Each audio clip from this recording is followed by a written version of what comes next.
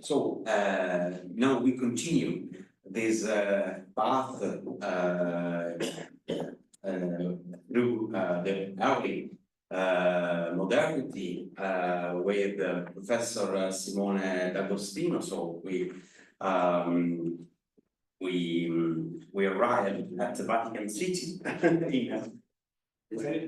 Yes.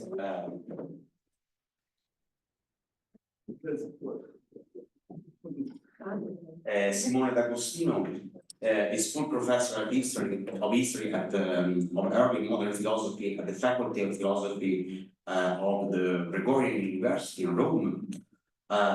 We can mind many publications of Professor D'Agostino. We can just mention the recently published for the brief collection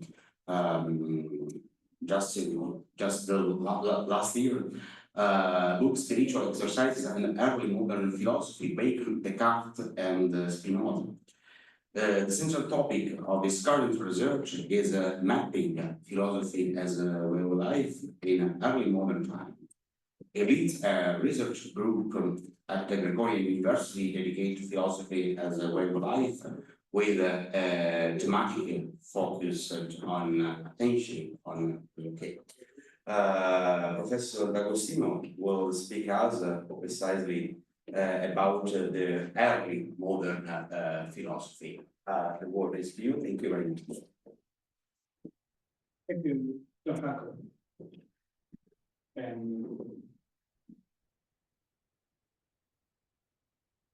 My presentation today, rather than going into the details of the contents of my article for the Oxford Companion, I would like, above all, to illustrate the general strategy and the particular lens with which I have set up my article, while, as far as the contents are concerned, I will only highlight a few major new elements.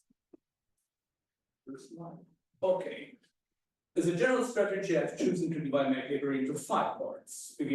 I begin with a rather lengthy introduction, which echoes the question of the permanence of PWL in early modern philosophy, but I then set up my thesis, that is the particular angle I have chosen to answer that question.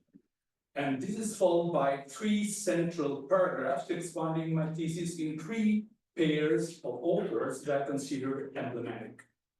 And then, at the end, a brief conclusion. So, let's begin with the introduction, which is divided into 3 moments. Hadot and Foucault's mixed attitude, the reform of the mind, 8182 Foucault, and my thesis is the reform of logic, method, and the art of thinking. Let's go with the first point. A somewhat standardized opinion considers the early modern period an era of decline in the tradition of philosophy as a way of life. Yeah, Hadot and Michel Foucault contributed to the formation of this view, although they also partially rectified it.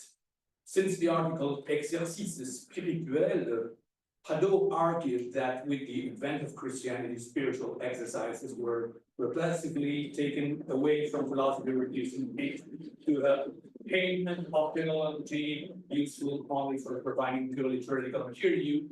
Everybody knows this ad nauseam, but I'm going very quick about it.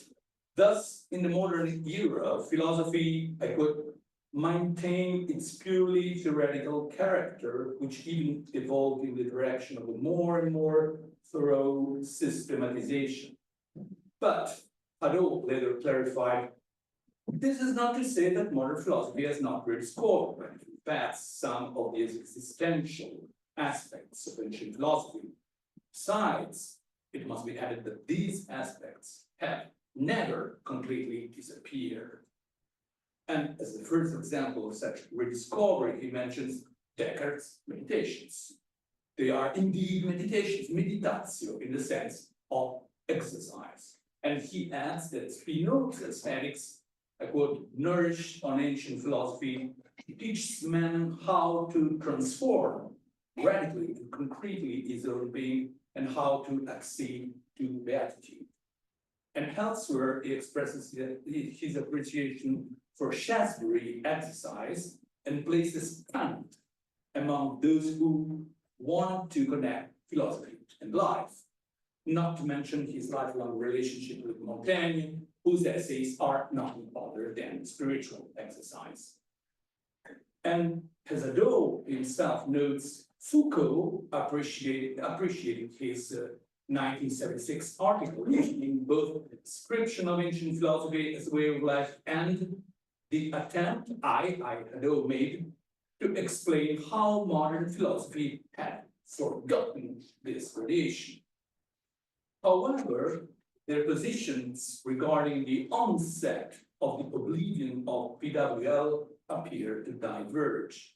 For Hadot, this should be placed during Middle Ages, while for Foucault, it occurs with Descartes, since it is with him that in Western philosophy, I quote, evidence is substituted for asceticism. In his course at the Collège de France in 81-82, Foucault refers to the Cartesian, so-called Cartesian moment as the conceptual historical juncture in which the ascetic relationship to truth is interrupted. However, this would be the second point. Okay. No. Working well. Here. Yeah. That's not so important, but for next slides. Okay. However, Foucault is keen to specify that this alleged rupture was neither punctual nor definitive, and the Cartesian moment is not Descartes. And he alerts us to pay attention to how, I quote, the problem of the development of truth and the method for arriving at it was posed in the 17th century. And as an evidence, he presents the notion of reform of the understanding, or reform of the mind here, which is typical of the late 16th and early 17th centuries, specifically indicating Spinoza's treatise on the emendation of the intellect. You can see quite clearly there how, in formulating the problem of access to truth, Spinoza linked the problem to a series of requirements concerning the subject's very being. In what aspects, how must I transform my being as a subject? What conditions must I impose on my being a subject so as to have access to truth? And to what extent will this access to truth give me what I see, that is to say, the highest goals of the good? So the conclusion reached by Foucault is that the issue of the form of the intellect in the early modern period testifies to a still very close relationship within the theoretical cognitive aspect of access to truth and the requirement for the subject to transform themselves and their being. So the indications left by Hadot and Foucault regarding some elements of continuity in the PWL tradition during the early modern period remain rather underdeveloped. However, in my opinion, they point us in the right direction. From the historical point of view, it is well documented that between the end of humanism and the early modern period, the issue of the method of knowledge and a general reform of the sciences became increasingly central in intellectual debates. Scholars have long shown how challenges posed by geographical discoveries, new forms of knowledge, had prompted a more critical conception of intellectual work. The changed theater of the word required a profound renewal of inventio and ordo, that is, the strategies for discovering the arguments and the appropriate arrangement of forms of knowledge for the purpose of their teaching and application. And starting from Lorenzo Valla's critique of the peripatetic logical tradition, and especially with Rudolf Agricola de Invenzione Dialectica, the need emerged to unburden the Aristotelian organon from the complications of scholastic syllogisms and to integrate it instead with the tools of rhetorical topicality. And in this process, the Protestant Reformation and its Augustinian roots played a very significant role. A reformed humanist like Philip Melanchthon aimed to restore human reason the original light, obscured by the fall, making it once again capable of grasping the eternal truths that govern the order of creation. And in his Erotemata Dialectices, he defines method as the habit of one who knows, namely a body of knowledge, a scientia or arts, ars,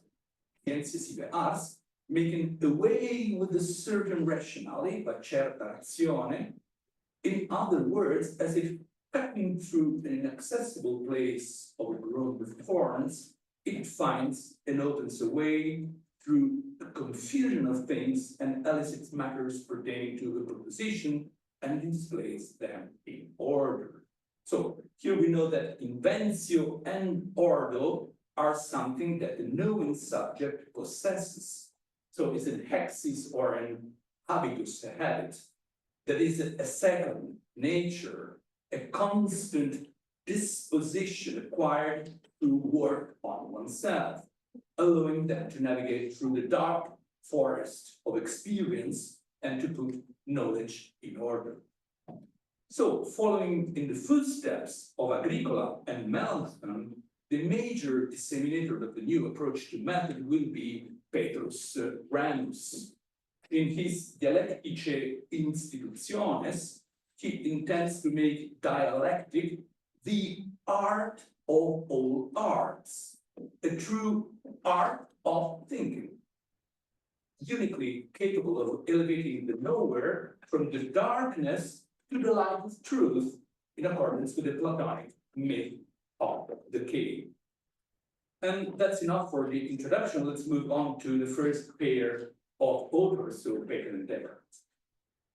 The success of Ramism between the late 16th and early 17th centuries provided a privileged ground for the advancement of reflections on method during the age of the scientific revolution. Two emblematic figures of this development, Francis Bacon and René Descartes, although distancing themselves from Ramism, were not unaffected by it. The Augustinian metrics conveyed by Ramism also intertwined with an emerging Socratic and biblical wisdom paradigm, which through Montaigne and Charon restored the Delphic precept, know thyself, to its original dimension of the radical self-questioning of the subject. Although the birth of method was initially centered on a knowledge reform through a radical renewal of logic, its focus gradually shifted toward a critical analysis of the knowing subject themselves. Sorana Corneanu, together with Guido Giglioni and Dana Dieloveano, have reinterpreted this aspect of European thought under the expression cultura animi or medicina mentis, the Stoic metaphor of philosophy as the medicine of the mind was reinterpreted by Bacon so that rather than being the healing subject, the mind was the object that needed to be healed. And the mind, so, is not called to self-therapy. Rather, the cure must come from outside. In this case, Bacon from nature, through a calibrated use of bodily and sensory experience, as well through active participation in political life. This is why Bacon, first and foremost, emphasizes the need to bring back the human being to a fruitful relationship with nature. In the Instauratio Magna, he begins by stating that he knew for a fact that the human intellect was the author of its own difficulties. and that he therefore intends to apply all these energies to see how the commerce between mind and things, which is scarcely anything on earth or any rate earth and things can compare, could be entirely restored, restitui posse integrum, or at least put on better footing. So philosophy is a medicina mentis, because if the intellect is not restored, restitui, that is healed, in the sense of being returned to itself, so to its original condition, lost with the fall, none of his endeavors will succeed or be lasting. And I don't know, go further into Bacon because my exposition is very close to what you find in Sharp and your book. So let's go to René Descartes. Descartes, in the preface to the French edition of the Principles of Philosophy, where he presented the famous image of philosophy as a tree, also explains the order one should follow to acquire knowledge. And having first emphasized the necessity of morality, since one must above all strive to live well, he adds, after that, so after morality, he should study logic. I don't mean the logic of schools. I mean instead the kind of logic which teaches us to direct our reason, conduire sa raison, with a view to discovering the truths of which we are ignorant. Since this depends to a great extent on practice, it is good for a student to work for a long time at practicing the rules on very and simple questions like those of mathematics. Then, when he has acquired some skill, quelques habitudes, in finding the truth in these questions, he should begin to tackle true philosophy. Ernest. So here are some elements of the new logic emerge. A, it's being the conduct, reason. B, its dependence on practice rather than theory. C, it's aiming to acquire a particular epistemic habit. And according to Descartes, these elements had already been presented a few years earlier in his discourse on the method of rightly conducting one's reason and seeking the truth in the sciences, in which he, I quote, summarized the principal rules of logic and of an imperfect moral code, end quote. So written as a sort of preface to the far more important essays on optics, meteorology, and geometry, the discourse had previously been titled The Plan of a Universal Science which is capable of raising our nature to its highest degree of perfection. So this means that Descartes was planning a work that not only had its object and method for rightly conducting one's reason, avoid the various erroneous paths, but whose application would put the practitioner in the position to fully realize their being. So those rules of logic were intended to go far beyond simply providing correct algorithms for reasoning. They were meant to fundamentally transform our epistemic habit. And at the beginning of the preface, we read, the word philosophy means the study of wisdom. And by wisdom is meant not only prudence, not everyday affairs, but also perfect knowledge of all things that mankind is capable of knowing, both to conduct life and for the preservation of health, in the discovery of all manner of skills. So the method for new logic would be nothing other than the safest and most direct means of attaining wisdom. In fact, this course offers not only the principal rules of logic, but also elements to build morality, metaphysics, physics, and medicine. I do not go any further regarding Descartes because the contents of this part are roughly those argued in my 2023 book. I only add finally something, a short paragraph on Descartes' meditations. And as you can see, my choice was to favor the discourse on method, since the new Cartesian logic is presented there, and the reform of logic is the particular slant I choose for my paper, and to leave aside the Cartesian predictions, which have already enjoyed extensive debate. I don't know what you think of my choice, but we can discuss it together. So I go to the second pair of authors, Spinoza and Schirmaus. Michel Foucault, in highlighting Spinoza's treatise on the evaluation of the intellect as an exemplary work of the reform of the mind in early modernity, urged his listener to, I quote, take precisely the first 9 paragraphs. Likely referring to those opening paragraphs of the work, where Spinoza recounts in the first person and using an autobiographical register similar to that of Descartes' discourse, the transition from ordinary life to wisdom. These paragraphs follow the classic rhetorical model of the protracted discourse, in which the teacher leads the student along an initiatory path, persuading them to follow in its footsteps. And these paragraphs also draw on Stoic tradition, especially the figure of the Proficients, through the influence that Seneca's moral letters to the series had on young Spinoza. And in my paper follows an analysis of some passages from the opening paragraphs of Spinoza's treatise, in which I highlight some of the spiritual exercise put in place, but the content of this part is a summary of the relevant chapter in my book. I prefer now to say something about Schirmaus, who is much less well known.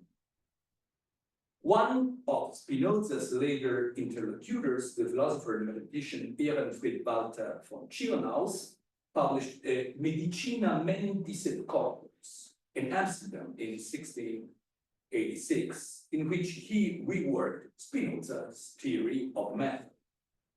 Republished in Leipzig in 1695 in a new edition, the Medicina Mentis sive artis inveniendi precepta generalia appears connected, even styled, to the question of the art of discovery that had emerged during humanism.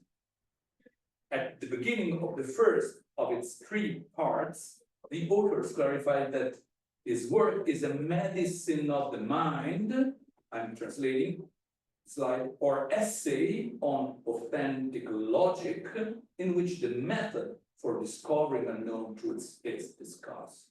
So the sage, or Spinoza, is one who enjoys full and lasting joy, which for Schirmaus consists in continuously discovering new truths by means of oneself.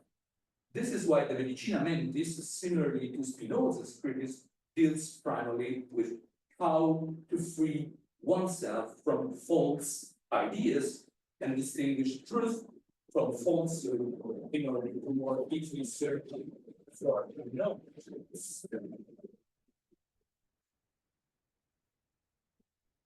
And this through mental hygiene finds its most thorough elaboration in section 3 of part 2, dedicated to how the acquisition of truth can be achieved with little effort, where the author aims to remove the impediments to the method developed in the previous sections. There, 6 impediments are listed, all of which ultimately stem from the erratic nature of imagination. Among the remedies proposed for these impediments, we find meditation, writings, and especially attention. Concerning the second impediment, the author suggests to meditate on it seriously and at length. In fact, this constitution of the imagination is corrected not only by precepts, but much more by the exercise. And in several places, the use of writing is recommended as a remedy for the erratic nature of imagination, for example, in addressing the remedy for the 5th impediment. And regarding attention, a term frequently used in the Medicina Mentis, it can be said that all the impediments are ultimately impediments to attention. The habit, this is blocking my, thank you.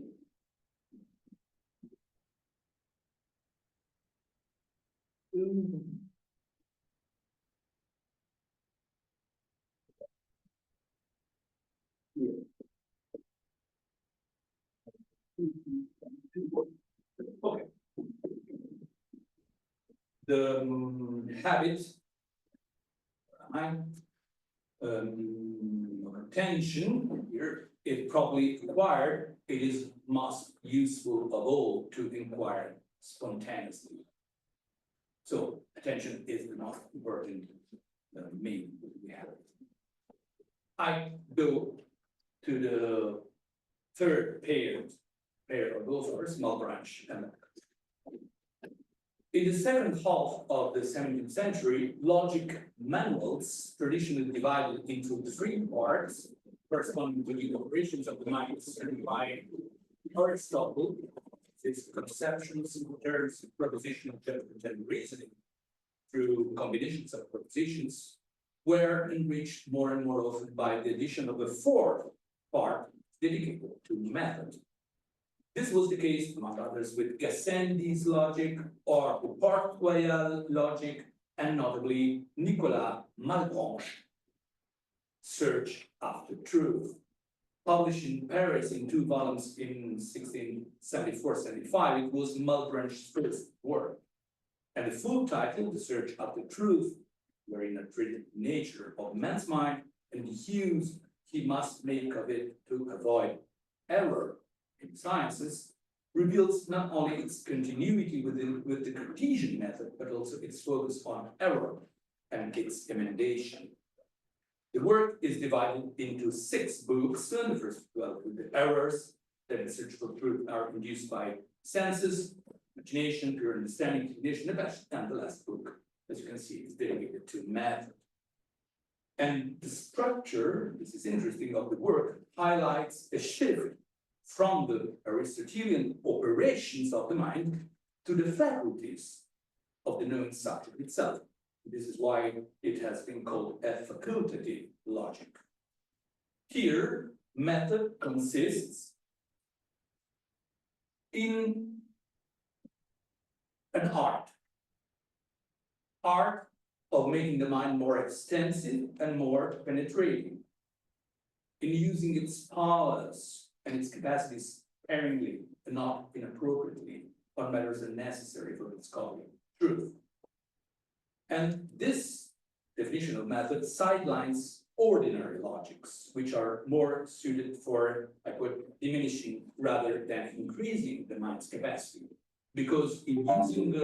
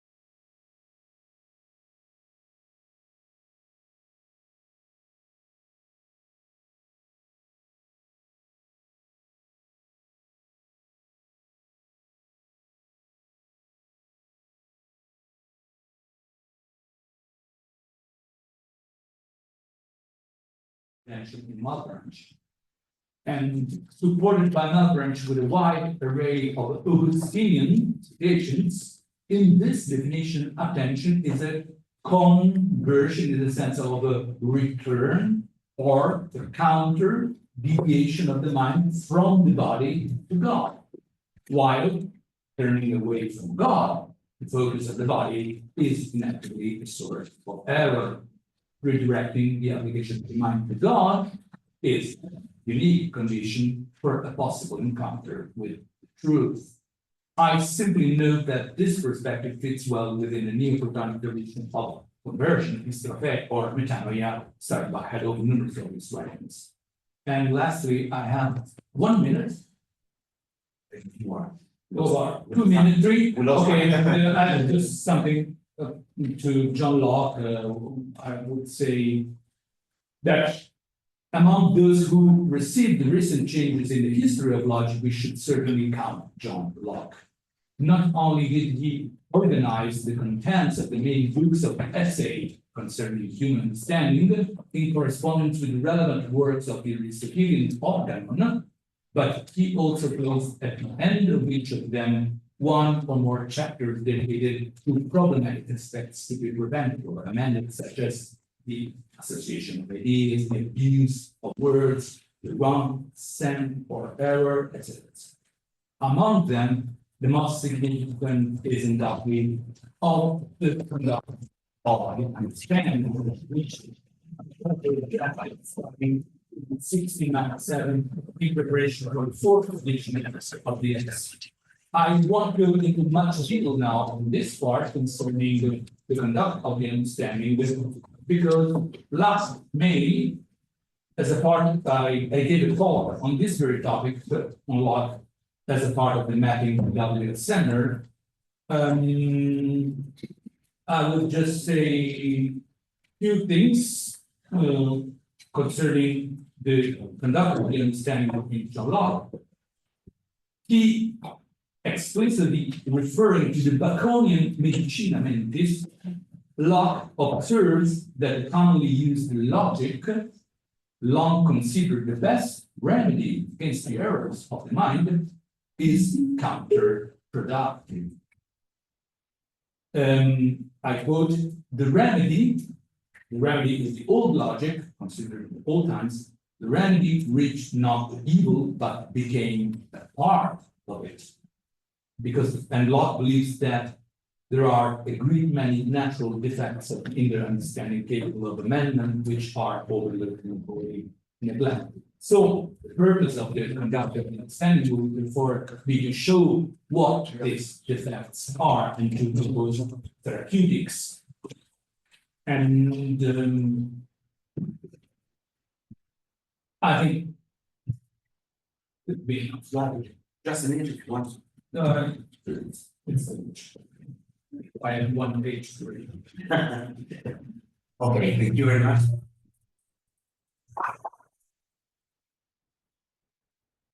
I'm sorry, of course, for the technical problems we had during your presentation. So also with this presentation, you had a great panorama, this time concerning the early modern philosophy through this path throughout prescription, rewriting of the history, of the entire history of philosophy.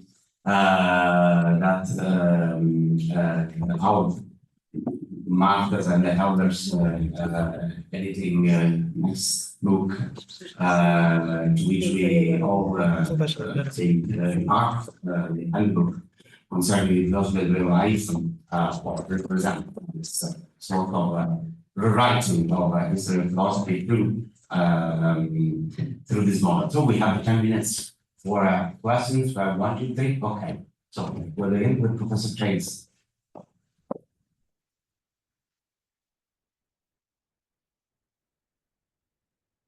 Thank you so much. Wonderful. Yes, thanks so much for talking. I just have a few questions on or remarks on further force and giving your talk and reminded over and over again of points from all the philosophy. Yeah. First of them would be that of inventio. Clearly, we have some of that in Aristotle, the topic particularly, but I'm wondering if there isn't also an important influence of Cicero and the commentaries of Marius Corvinus on Cicero's topics. I wonder to what extent. Because inventio is not really all that prominent a topic in Aristotle. I think ancient thinkers sort of thought they had to look elsewhere, supplement Aristotle by Cicero in this case. The second point was, and you mentioned this idea of the avoidance of fragmentation, dissipation, that the opposite of focus and attention might have neoplatonic antecedents. And I think it could be even more specific. That reminds me an awful lot of, first of all, Plato's Phaedo, where he speaks really of the necessity to literally to what shall I say, reconsolidate the soul which is scattered throughout the limbs in order to attain a state of attention. And that's the text that is very important on Porphyry, in texts like his letter to Marcella. And I'm wondering to what extent Augustine's own elaboration of these things is based on Porphyry's application of Phaedo, but it really goes to. You want me to get to Twitter or as you prefer? Thanks, Simone, for a really wonderful presentation. I just wondered if you had thoughts that I was thinking about, also through John's talk, about the sort of move from the old science to new science with the new methods, right? About where PWL fits into that story. Sort of hinted at it as, we move from syllogistic logic to Ramus to the new methods. But like, what I think is a sort of concrete cash value of thinking about that is, how are these thinkers thinking about their place within the sort of emerging new disciplines that are going to be different from the medieval university? And then how does the PWL story fit into that? So like the bridge thinker, I was thinking it's like people like Vico, who, are partially, Vico joined Neoclassical to recognize the new methods and what they're doing to get us out, but not lose something from the sort of humanistic values of the old. So, I'm not saying you have to talk about it, but I was just thinking about how do you think about that story as people are trying to navigate it. Thank you for a wonderful talk. Thank you. So my question is mostly a clarification on Schönhaus because I'm not familiar with him. So since you mentioned him as paired with Spinoza, I'm going to contextualize my question with Spinoza. It's very clear to me why Spinoza is part of the PWL tradition.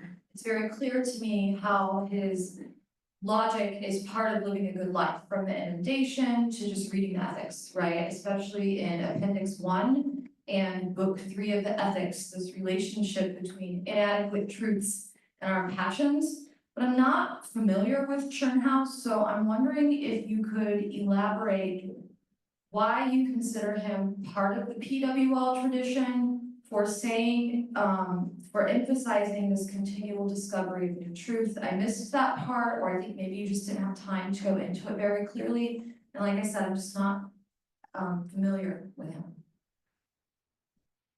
Okay, thank you very much.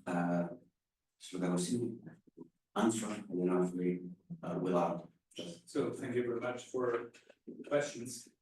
And so, but you mentioned Cicero, absolutely yes, yeah, had a very big role in this tradition. And yeah, I think you're right. It's Augustine that is the way through by which Porphyry and Plato came into attention for these philosophers. So, and about this idea of fragmentation, dissipation of attention, what is very interesting concerning Malebranche is that he has two different theories about attention in the same book.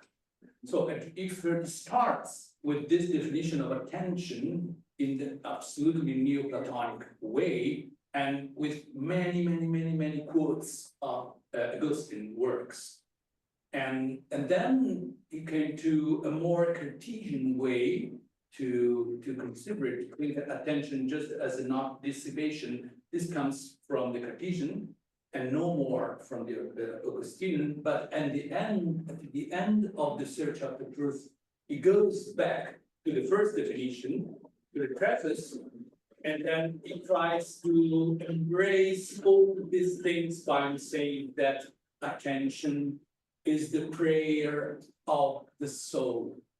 It's something like a secularized version of praying.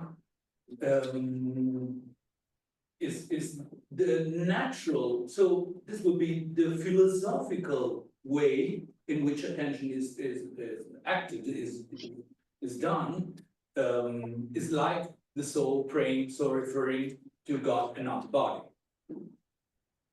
I'm not sure if you are, if my answer is good for you, okay? Concerning science, the place of all these authors and new scientists in PWL traditions, my point would be in the paper, in the OUP paper, that there is this shift. There is a more and more elaboration concerning the subject, doing science. So subject comes to focus. It comes at the center of the problematic. The question would be, so in Foucault's words, is in the treatise, how am I as a subject capable of truth?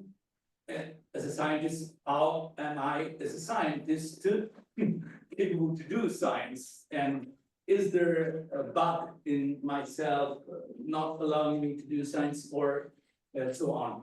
And I think that this shift, I would try in my paper to show that there is this shift, and that they were aware of this shift. And to the Laura's question, why mention why Chernav's? First, I don't want to just have only big figures and authors, only Descartes and Spinoza. I only wanted to have something more in the sideline, and it's interesting because Chernav's never mentioned Spinoza. It was forbidden to be a Spinozist at that time. So the entire work, the Medicina Mentis et Corporis, or then the Medicina Mentis, is a complete Spinozistic work without mentioning, only one time, never mentioning Spinoza. So it seems to be very interesting.